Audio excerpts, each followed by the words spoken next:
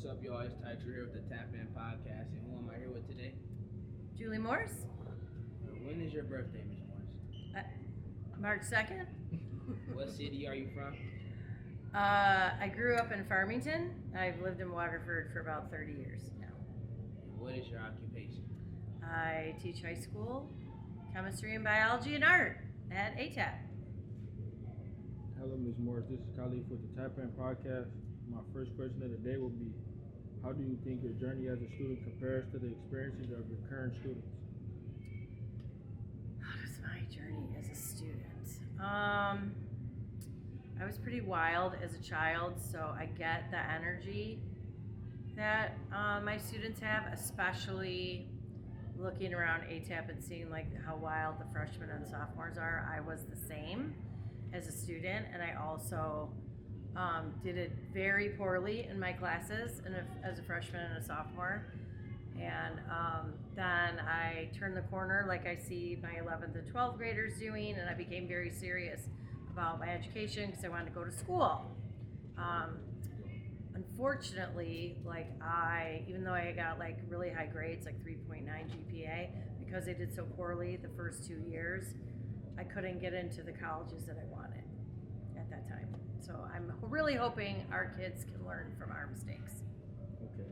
My second question of the day will be, why do you believe it is important for teachers to share their personal stories with students? And how could this practice enhance the learning environment? So it's really good, I think, to share a little bit of your personal life. You don't want to do a lot of trauma dumping. You have to be careful about that balance, but I really think it builds community within the classroom. I think it's really important for kids to see that we're real people and we have experiences, and it opens the lines of communication, I think. My name is Joseph.L. In what ways do you find in teaching, and how does it relate to your experience as a student?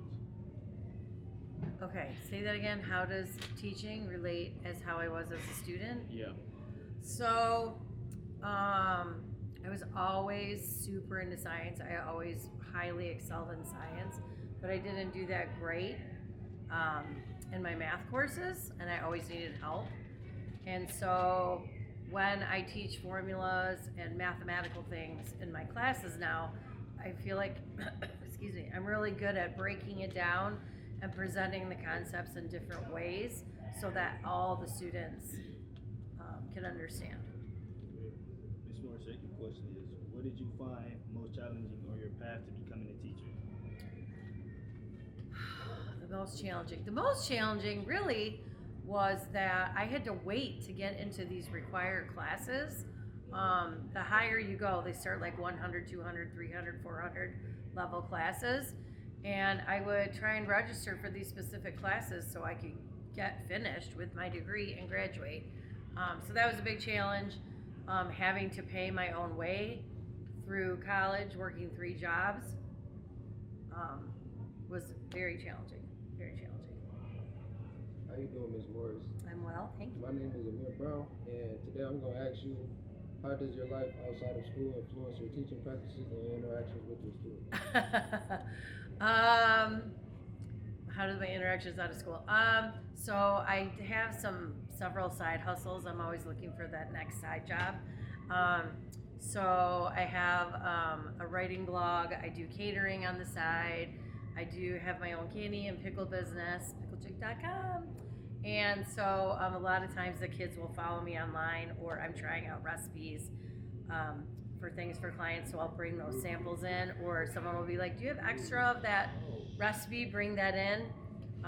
So my outside life often mimics, inside the school.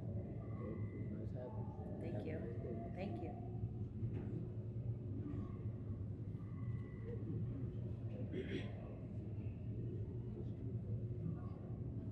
My name is Sherrod. What type of motivation do you give students to discipline life? What kind of motivation do I give students? it's like every day. Affirmations of how smart you are and how many gifts you have, and that you're gonna make me cry every day by showing up. Did anyone else cry in this interview? It can be really hard for kids, and just by being there and forming community with the kids, I think means a lot.